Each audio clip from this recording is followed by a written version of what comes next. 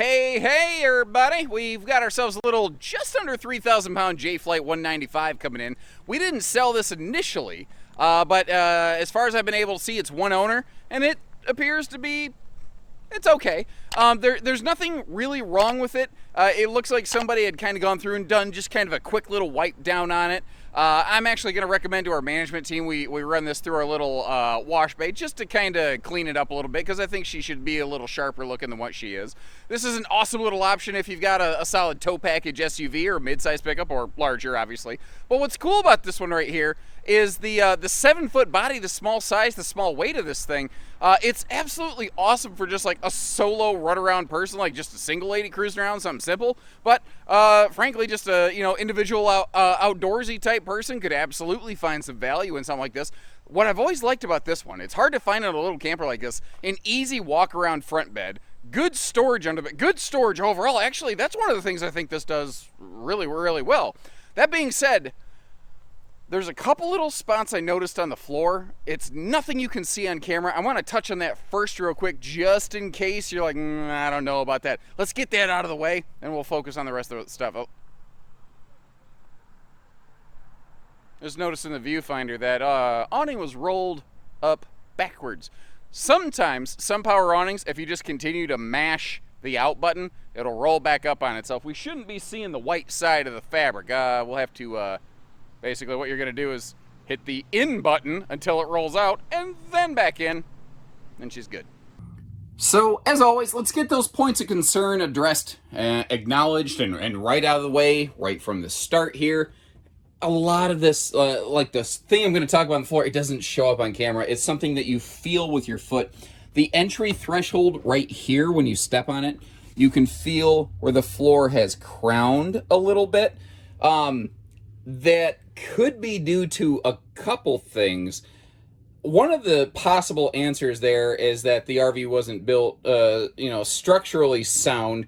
But if that was the case, it would be crowning all the way down the floor, which I haven't detected. What I actually think that is a symptom of is, I don't have confirmation of this. It's possible this was owned by maybe someone who was a little bigger, or who was just in and out of it all the time and happened to step right on that threshold pretty heavily as you come through.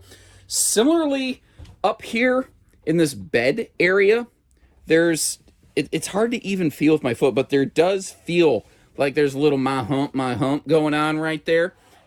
It's minor, but I don't know. I just happen to feel it on my foot. Now, there's things like this mattress is done, son. It's like caved in the middle, but this is the original, not amazing factory mattress. That being said, I don't know that I'd ever jump into a used RV with a used mattress that I would sleep on. I'm not a germaphobe, but a mattress is a very personal space, and I just prefer to have my own. Short of that, there's a couple little surface blemishes. Like, at first, I thought maybe somebody spilled something gooey in that sink. And I think that certainly has happened at some point. But this, I think maybe something hot was put in there, and it might have compromised the surface a little bit. There's also a couple just little surface blemishes from people scooting in and out of the dinette. There's some little things like that. I don't think there's anything super structurally scary major going on. But again, when you see things like the crowning floor by the entry threshold, it does make your little alert antennas go up. So I like to point that information out so you can be forearmed, forewarned, be in a position to make your own decisions as to whether this is the right RV or not for you.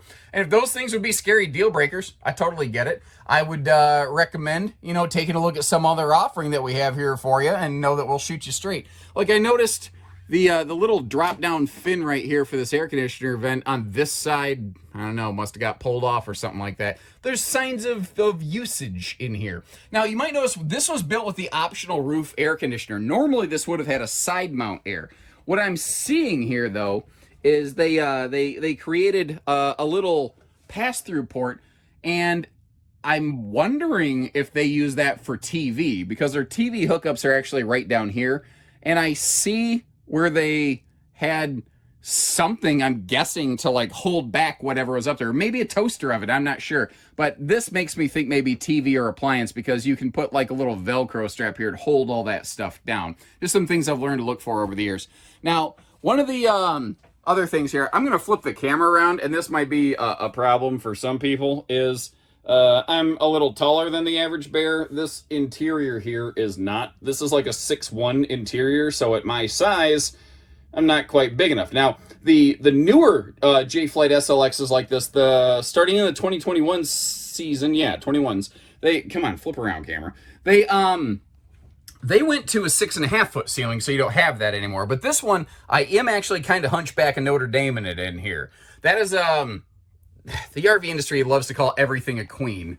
But that is, I think, more of a full bed. It's about a 54 by 74, so it's a little narrow, a little short. But what I like is that means you can still walk around it. There's storage below it. You got the nice open side stands, and you've got those handy hanging closets on either side.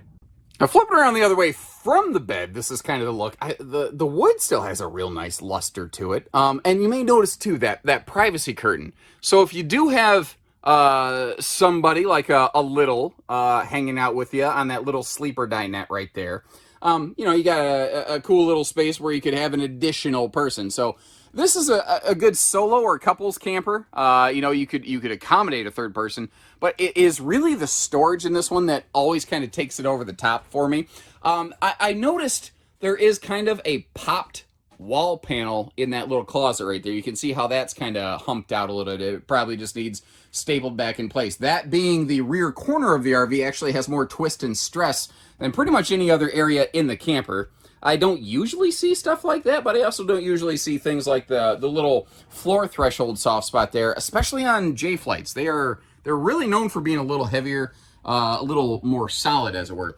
Over here, though, you've got that full pantry station, which a lot of newer campers no longer have, because a lot of newer small campers have gone to a full two-door refrigerator freezer, as was really made very popular by the Cherokee Wolf Pup series. And after that, it's like everybody and their brother adopted that setup. Now, thankfully, there's not a whole lot to write home about this bathroom, but it is at least a dry bath, not a wet bath where the toilet and the shower are one thing. I lovingly refer to as a shoilet. And remember, with the ceiling height that I talked about, when you step up into the shower, if you're bumping your head in the main cabin, you're going to be all up in the bubble when you're, taking a shower. And again, I don't like to only tell you like half the truth or something like that. Looking past the leaf that obviously got into there, that is not a power vent fan. That is actually just a vent, but thankfully it is right next to a light. If you wanted to just jump the power wiring off that light to make that a power vent fan, it would not be difficult to do so. And for literally no reason whatsoever, I just kind of felt like starting back here. I don't know. It just felt right to me today. Get a look at the fact that it does have a spare tire, which these tires are Goodyears, by the way. And the wheel well has a galvanized shield about it. So, God forbid you're going down the road and you do have a flat or a blowout or something. Because even the best tire, like a good Goodyear, a good Goodyear? Huh. How good's the year if a Goodyear's good and woodchuck could chuck wood? Yeah. Regardless, the best tire can still pick up debris on the road and have an issue. So that little shield right there is kind of like a literal silver lining to potentially protect you. Now, no little campers like this in this class. None of these things are 4 seasons or really even extended season. This is a spring, summer, fall kind of camper. But I don't really plan on camping in something like this when the snowflakes are flying. If you're going to be camping when it's above freezing, this thing's going to be just fine.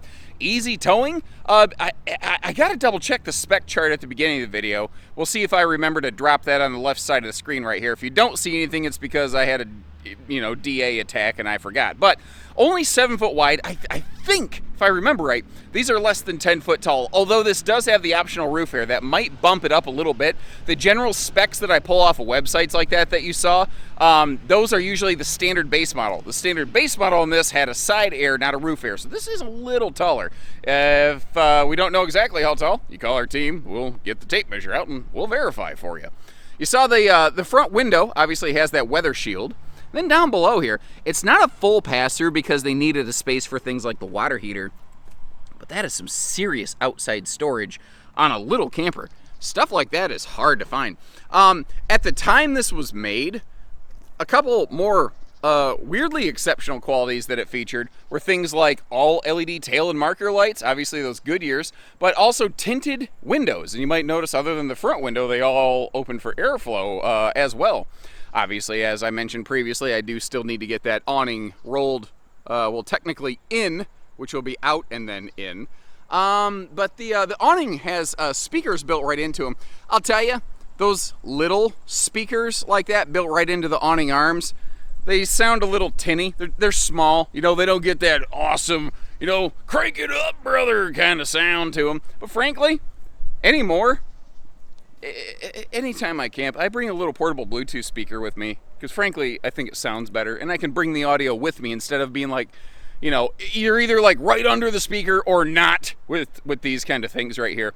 Now, peeking up at the roof, everything up there looked pretty good. One of the areas I specifically check on in used RVs like this are those front and rear termination strips where the roof meets the front or rear wall. And this one looked pretty good. That like it needs a bath, and there's a couple spots I question on the floor, but the floor really doesn't concern me that much. Overall, I think it's pretty much good to go. So if it looks like the right one for you, give us a call. We'll get you camping. Any questions you have or something like that, like I'll leave you a link in the description to check for pricing and availability. You don't have to call. Whether you're curious or whether you're serious, we put that all out right there. And if you don't see it, chances are that means she's already found a home. And I tend to update the video listing, by the way, to have the word sold right in the title. So, you know, makes it easy. Short of that, take care, stay safe, have fun, and thanks for watching, everyone.